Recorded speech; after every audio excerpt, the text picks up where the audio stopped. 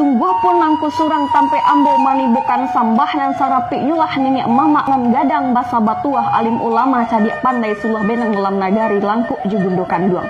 Amban puru limpapeh rumah nan gadang saratunan mudu nan capek kaki ringan tangan parik pada dalam nagari ketik indak disabui namu gadang indak dihimbau galah nak ju sambah sadu kasadenyo.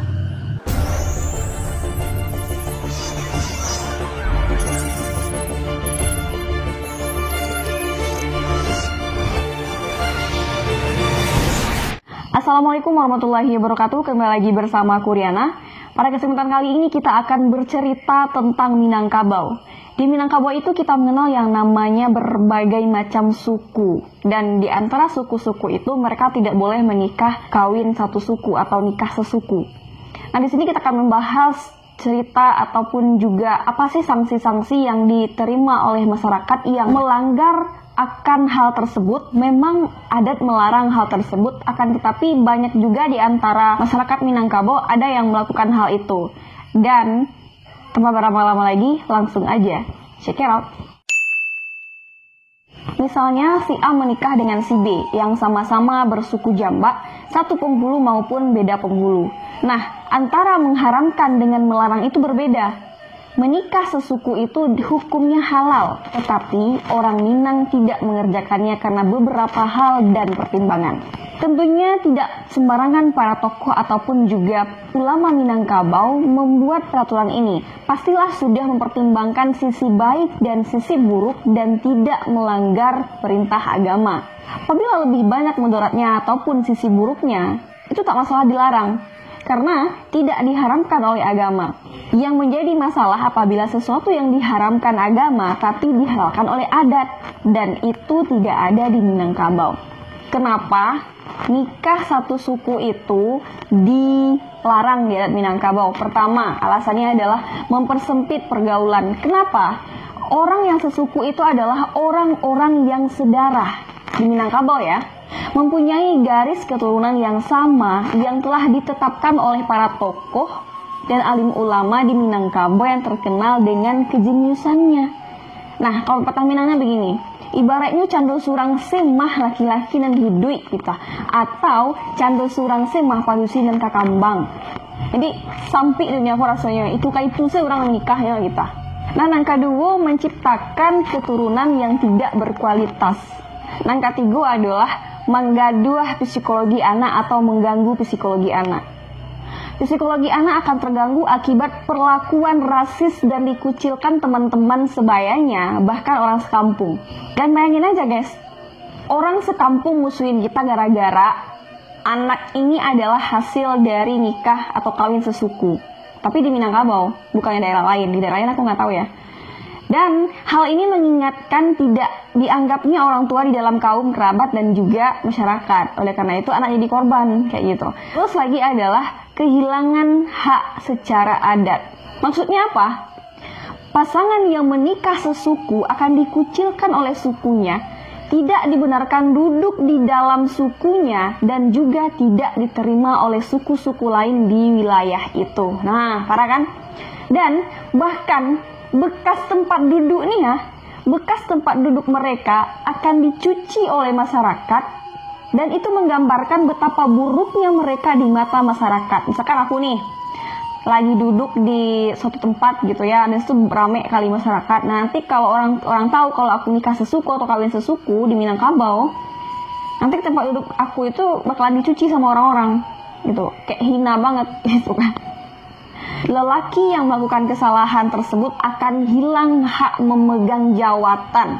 Jawatan itu adalah menjunjung saku, itu dalam Minang, yang terdapat dalam sistem adat Perpatiah. Dan sedangkan perempuan akan kehilangan hak atas segala harta pusaka suku. Dan pasangan yang terlibat tersebut diibaratkan dalam pepatah Minang itu sebagai laksana buah belulu, tak campak kalawi indak dimakan ikan, tak campak kadarai indak dimakan ayam.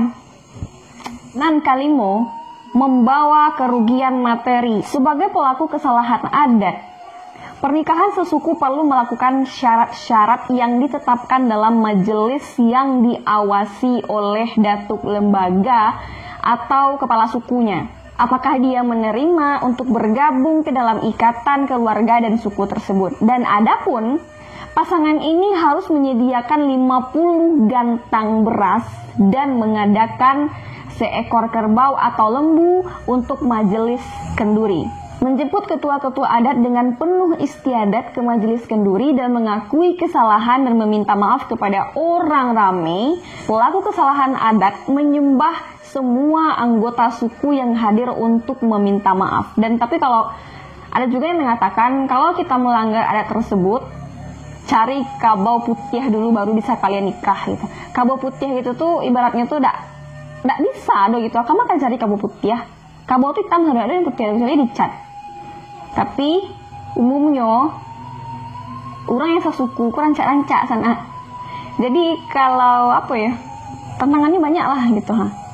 Kalau untuk menikah sasuku tuh awak dicampaan di adat, dicampaan di masyarakat. Intinya model iko. Kawin sasuku itu sebenarnya halal, tapi indak dikarajokan di orang Minang. Indak mengarajoan sesuatu yang dibolehkan bukan berarti melanggar. Dikatakan pelanggaran kalau indak mengarajokan suruh. Dan kawin sasuku bukan perintah yang diwajibkan, tapi sekedar jais. Apa itu jais? Dikarajoan indak bapa halu ditinggalan indak berdoso. Dan kawin sasuku sebenarnya halal. Aku kasih sebuah perumpamaan logika hukum Minangkabau. Ada 4 yang diharamkan oleh Al-Quran. Yang pertama darah, bangkai, babi, dan binatang yang didabiah tapi indak pakai bismillah. Kini sana ambo sudah untuk makan cacak atau caciang. Amo indak? Indak kan? Jajuk kan? Di apo? Karena indak biasa. Nah, itunya. Makanan indak lazim dimakan di urang rami walaupun halal adalah pekerjaan tercela. Dan kalau masih nyawa makannya, dia tercela bagi manusia asalkan indak bagi Tuhan. Ya sudah, silahkan gitu. Tapi gungguang jauh-jauh ke tengah rimbo. Jangan nampak dek matu orang sabab jajuk orang mencaliaknya, bahkan muntah orang mencaliaknya gitu. Ada dibuat untuk orang Minang, untuk orang awak, bukan untuk orang luar. Jadi bagi yang melanggar apa sanksinya? Sanksinya adalah moral, dikucilkan. Kalau negara punya penjara untuk menghukum agamu punya neraka, tapi siksaan bagi pelanggar adalah satiuk matu memandang, matu mencaliak. Dan intinya adalah hukum adai indak melawan syarak, cuma berjalan di jalur mubah antara wajib jo haram. Sampai di situ ada paham? Ada 5 jenis kondisi sasuku dengan tingkatan dan hukuman yang berbeda-beda. Dan bahkan salah satu di antaranya tetap diperbolehkan menikah karena hubungan kekerabatan dan pertalian darah sudah sangat jauh. Apa-apa itu? Nah, yang pertama, sasuku saparwi.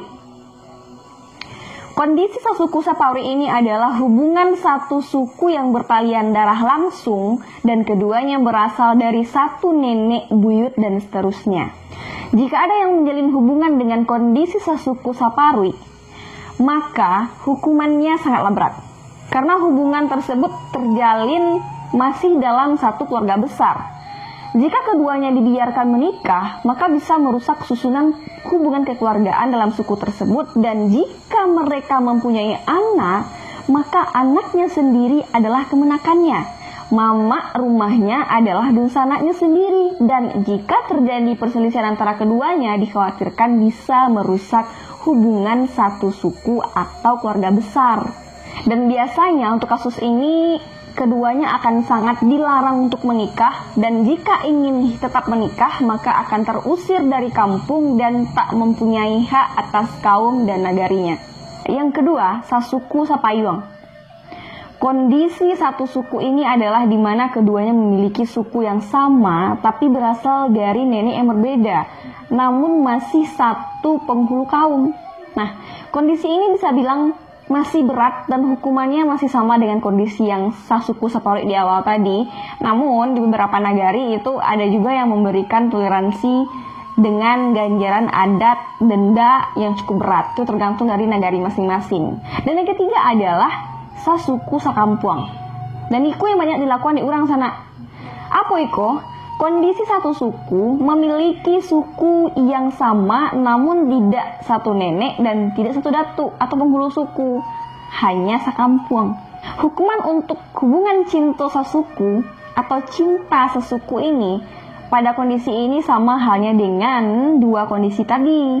Dan di antara nagari menghukum tak boleh kembali ke nagari asalnya, dan di beberapa nagari juga ada yang menjatuhkan sanksi berupa denda. Jadi ini tergantung kepada mufakat ataupun juga keputusan dalam nagari itu seperti apa. Dan yang keempat, sesuku sanagari. Nah, itu banyak loh kok. Yang salah itu banyak kok sana. Memiliki suku yang sama namun tidak satu nenek, tidak satu datu, tidak satu kampung, hanya satu nagari. Nah, yang kadang kok kan sana awak tuh kan rancak sih nampak gitu. Yang orang rancak, dari sana orang rancak. Ini kadang-kadang yang dilarang tuh yang rancak. Dan suku lo, namanya tuh yang dilarang tuh pagi lo nggak jalan gitu ha. Dan iko hukumannya ditetapkan oleh kondisi sama dengan yang poin yang ketiga tadi. Nah, celah yang terakhir, hanya satu nama suku yang sama. Iko banyak loh mah. Jadi nggak tahu do iko sukunya apa gitu. Jadi kiko alah kabajadi kira sukunya sama. Tapi mereka nggak sakampung, nggak sapari, nggak sapayuang, nggak sanagari. Cuma suku yang samonyo kayak itu.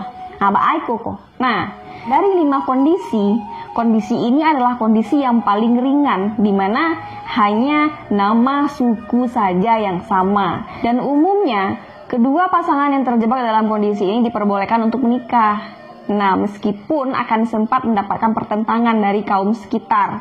Nah, itulah 5 kondisi cinta satu suku yang perlu kita ketahui. Agar tidak terjebak di kemudian hari, ingat, jodoh sudah diatur oleh Yang Maha Kuasa, tapi perlu dipertimbangkan juga cinta, juga sebaiknya tidak dipaksakan. Hai guys, jadi buat teman-teman yang baru bergabung di channel ini, jangan lupa untuk tekan tombol subscribe dan bunyikan notifikasinya agar teman-teman tahu kalau aku update video terbaru setiap minggunya.